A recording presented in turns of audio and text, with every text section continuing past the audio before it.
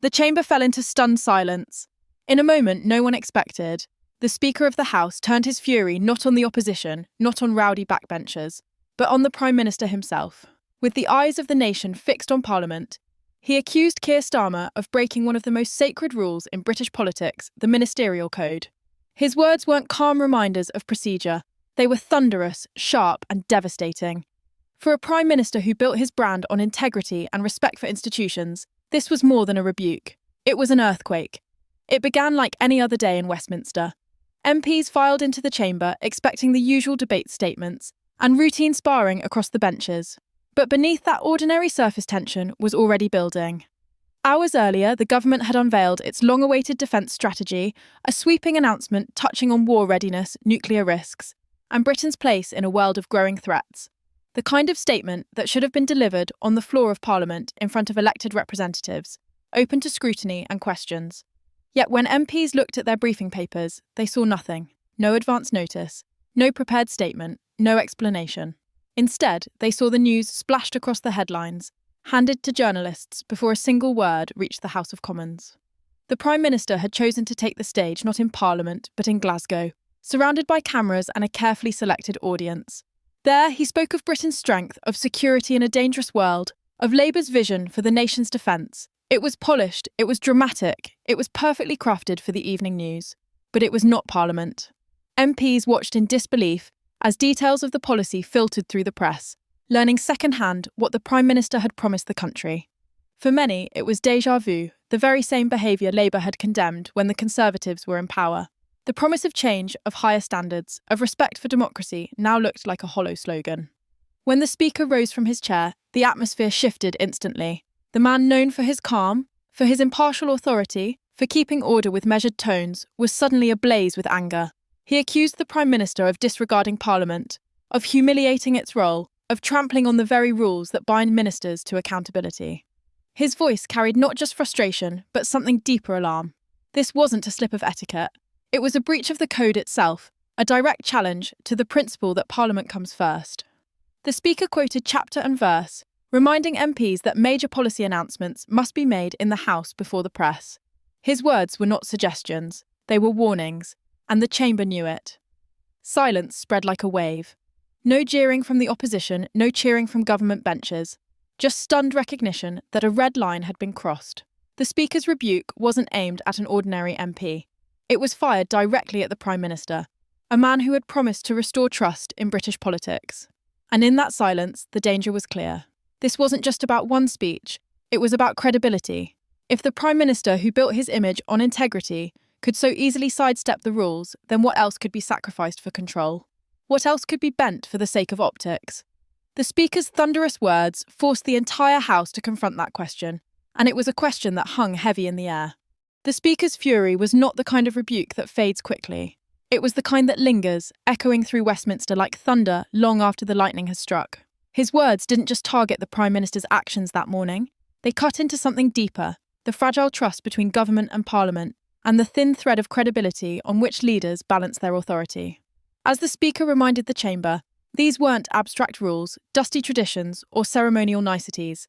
The Ministerial Code is the foundation of accountability, a covenant between the government and the people's representatives. Break that covenant, and the entire system begins to crack. That was the charge laid at Starmer's feet. Not carelessness, but contempt. And contempt from a leader who had once stood as Parliament's fiercest defender carries a sting that no apology can soften. For many MPs, the rebuke was almost unbearable in its irony. They remembered the years when Labour's front bench, Starmer among them, accused Boris Johnson of treating Parliament as a nuisance, a stage to be bypassed rather than respected. They remembered Angela Rayner demanding resignations when ministers leaked policies to the press before MPs had a chance to respond. They remembered Starmer himself standing at the dispatch box, pointing his finger across the chamber and calling it a disgrace that announcements were being made outside the House. Those memories came flooding back as the Speaker's words landed like hammer blows, because here was the very same man, now in power, accused of doing exactly what he once condemned. The hypocrisy was too glaring to ignore. And hypocrisy in politics is poison. Mistakes can be forgiven. Missteps can be corrected. But hypocrisy cuts deeper, because it speaks to character, to the question of whether a leader's principles are real or merely convenient. That is why the Speaker's intervention felt so explosive. He didn't simply accuse the Prime Minister of breaking the rules. He exposed the double standards at the heart of Labour's government. A double standard that strikes at the very promise that brought them into office: to be different, to restore trust, to show that the era of bending the rules for power was over. Instead, in one carefully staged event in Glasgow, that promise looked broken. The silence in the chamber was heavy with recognition. On the Conservative benches, MPs tried to hide their smiles, but their smirks betrayed their satisfaction. For years, they had endured Labour's fury over leaks, briefings, and stage-managed announcements. Now they watched with delight as the Speaker turned the same fire on Starmer. On Labour's side, the mood was darker. Some MPs shifted uncomfortably in their seats, avoiding eye contact, already sensing the damage. They knew that the Speaker's rebuke would not be a one-day headline. It would replay again and again, every time Labour tried to claim the moral high ground. They knew that Conservative attack ads would write themselves, pointing to Starmer's words in opposition and the Speaker's thunderous judgment in government. But the danger for Starmer ran far deeper than political point scoring. The Speaker had touched a nerve that resonated beyond the chamber, a nerve that reaches into the public's instinctive sense of fairness. Ordinary people may not memorise parliamentary codes, but they know when rules are being bent. They know when leaders break promises. They know when those in power believe the rules don't apply to them. That instinct is unforgiving, and it is lethal to trust. For a Prime Minister who has spent years cultivating the image of integrity, of being the grown-up alternative to chaos, this moment was devastating. The Speaker's words didn't just puncture that image, they threatened to redefine it entirely. Because politics is not just about what leaders do, it is about what people believe they stand for. Boris Johnson was brought down not by one scandal, but by the perception that he could not be trusted, that rules meant nothing under his watch. Liz Truss was destroyed not only by markets, but by the belief that she was reckless, incapable of steady leadership. For Starmer, the risk now is that he becomes defined not by competence or integrity, but by arrogance. And arrogance, once it sticks, is almost impossible to shake off.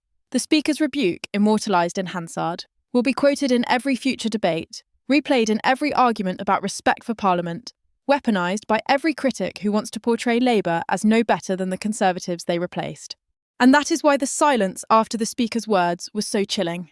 It was not the silence of a chamber caught off guard. It was the silence of recognition.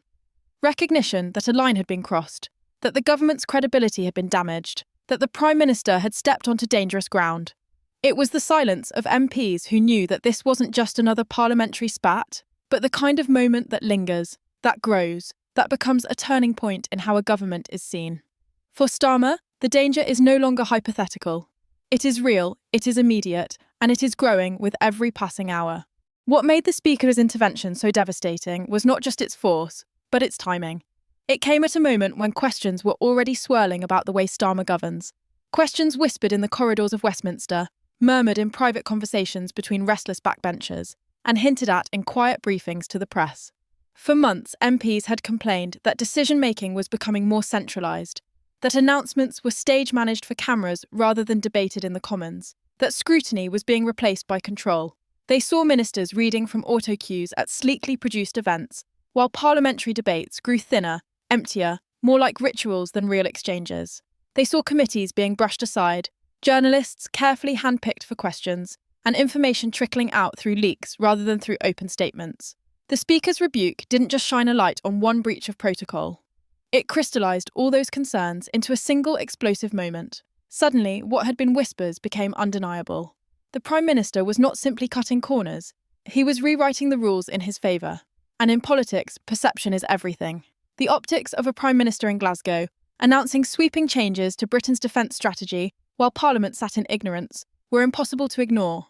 It looked like arrogance, it looked like contempt, and it looked like hypocrisy. The contrast was brutal. The man who once demanded that Conservatives respect Parliament, now standing accused of steamrolling over it himself.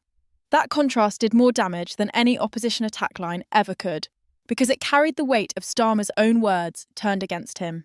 Every Labour MP who had thundered about Parliament first now faced the reality that their own leader had abandoned that principle when it mattered most. The sense of betrayal was palpable, and the Speaker's intervention gave it a voice. For the Conservatives, it was political gold. After years of being hammered for disrespecting Parliament, they suddenly had the chance to flip the script. They could stand on the side of tradition, accountability, and democracy, the very values Labour had once claimed as its own. Their laughter in the chamber may have been smug, but their calculation was cold. They knew the Speaker's rebuke would not fade quickly. It would linger in every debate, every news cycle, every Prime Minister's question time. It would be the crack in Starmer's armour, the point of weakness they could exploit again and again. And the more Starmer tried to dismiss it as a minor issue, the more it would grow, because the public instinctively understands fairness. They don't need to know the details of parliamentary codes to sense when something is wrong. A leader who sidesteps scrutiny looks like a leader with something to hide. Inside Labour, the mood was very different. Backbench MPs who had been loyal, who had defended the leadership even through difficult choices, began to murmur their frustrations more loudly. They asked why they had been elected, if Parliament itself was being treated as a stage set rather than the beating heart of democracy. They wondered how long they could defend a Prime Minister who seemed determined to bypass them in favour of polished press conferences. And most dangerously, they began to remember the promises that had been made. Promises of integrity, accountability, and change. Those promises had carried them through campaigns, had reassured their voters, had distinguished them from the Conservatives. To watch those promises evaporate in a single act of stage management was a bitter pill to swallow. The Speaker's words didn't just embarrass the government, they legitimised the anger of Labour MPs, who already felt sidelined. And that is what makes this moment so dangerous for Starmer. Political rebellions rarely begin with dramatic speeches or sudden resignations. They begin with whispers, with doubts, with quiet discontent that grows over time. The Speaker's intervention gave shape to that discontent. It told MPs that their frustrations were valid, that even the most impartial authority in the chamber saw the government crossing a line. For a leader, there is nothing more perilous than losing the confidence of your own side, and nothing accelerates that loss faster than the perception of hypocrisy. If Labour MPs begin to believe that their leader cannot be trusted to live up to his own words, then loyalty will wither, and once loyalty withers, authority crumbles. Beyond Westminster, the ripple effects were already spreading. Newspapers seized on the story, television channels replayed the Speaker's thunderous words, and headlines declared that the Prime Minister had been publicly shamed. For the public, it was a moment of revelation, a glimpse behind the carefully managed image of control and competence. It showed a Prime Minister caught in the very act he once condemned, exposed not by political opponents, but by the Speaker of the House himself. And that, more than anything, made it believable. Opposition attacks can be dismissed as partisan. Media criticism can be shrugged off as bias. But the Speaker's rebuke was different. It came from the one figure in Parliament trusted to rise above party lines. And that trust made it cut deeper. People who might have dismissed accusations from the Conservatives listened closely when it was the Speaker who sounded the alarm. For Starmer, the risk was clear. This moment was no longer under his control. Once a narrative of arrogance and hypocrisy begins to take hold, it develops a momentum of its own. Every decision is reinterpreted through that lens. Every announcement outside Parliament will look like further contempt. Every controlled press event will look like more arrogance. The Speaker's intervention has become the frame through which the public and Parliament alike now view the Prime Minister. And once that frame is set, it is almost impossible to escape. The danger is not just embarrassment. The danger is that this moment becomes the story of his leadership. The turning point, when the man who promised integrity was exposed as just another politician willing to bend the rules when it suited him. The true weight of the Speaker's rebuke lies not in the words themselves, but in what they reveal about the future of this government. Because moments like these are not fleeting embarrassments that vanish with tomorrow's headlines. They linger, they echo, and they shape the narrative of a leader's legacy. For Starmer, the warning is stark. Once credibility begins to crack, the collapse can come faster than anyone expects. History is littered with prime ministers who believed they were untouchable, only to see their authority dissolve overnight. Boris Johnson fell when his scandals finally became unbearable. Liz Truss collapsed after markets lost faith in her. Both believed they could weather the storm until the storm consumed them. And now Starmer faces his own test, not in the form of financial chaos or personal scandal, but in something more fundamental. The perception that he has betrayed the very principles he built his career upon. That betrayal cuts deeper because it is not about policy disagreements or political spin. It is about trust. And in politics, once trust is broken, it rarely returns. The Speaker's thunderous warning has already become more than a rebuke. It is now a symbol, carved into Hansard, repeated across news bulletins, and whispered in corridors of power. It stands as proof that this government, which promised to elevate Parliament, has instead chosen to bypass it. It stands as evidence that the Prime Minister, who claimed to embody integrity, has been accused of contempt for the very institution he swore to respect. And most dangerously, it stands as a reminder that arrogance, once exposed, becomes impossible to hide. Every future decision Starmer makes will now be measured against this moment. Every announcement outside the chamber will fuel the perception of hypocrisy. Every stage-managed event will remind people of the Speaker's words, complete disregard for the House. Those words are no longer just a reprimand. They are a shadow hanging over every action, every policy, every attempt to reclaim the moral high ground. Inside Parliament, the fallout is only beginning. Restless Labour backbenchers, already frustrated by being sidelined, now see their grievances validated in the most public way possible. They know the Speaker's intervention gives them cover to demand change, to push back against a leadership style they see as suffocating. If those whispers harden into rebellion, if MPs begin to doubt not just the strategy, but the integrity of their leader, then Starmer's authority could crumble from within. And unlike attacks from the opposition, internal dissent is lethal. Once a party begins to lose faith in its leader's character, the clock starts ticking. The question is not whether the leader will fall, but when. That is the danger now looming over Starmer, not that he will simply be criticised, but that he will be abandoned. Beyond Westminster, the danger is even greater. The public may not follow every parliamentary debate, but they know when rules are being broken. They know when leaders say one thing and do another, and they know when promises of integrity are exposed as empty. That instinct is unforgiving, and once it takes hold, it shapes everything. People begin to view every action through the lens of betrayal. They stop giving the benefit of the doubt. They stop listening to explanations. They simply conclude, he's no different. For Starmer, that conclusion is toxic because his entire brand rests on being different, the grown-up alternative, the man of principles, the steady hand after years of chaos. If that brand collapses, then so does his authority. Without trust, even the most polished speeches and the most choreographed events cannot hide the truth. Without trust, leadership becomes a hollow shell. That is why the Speaker's intervention matters so profoundly. It was not about etiquette, not about tradition, not even about one defence announcement. It was about the heart of democracy itself. Because if Parliament can be bypassed, if scrutiny can be replaced by stage management, if rules can be bent whenever they are inconvenient, then the very foundation of British democracy begins to erode. The Speaker understood that.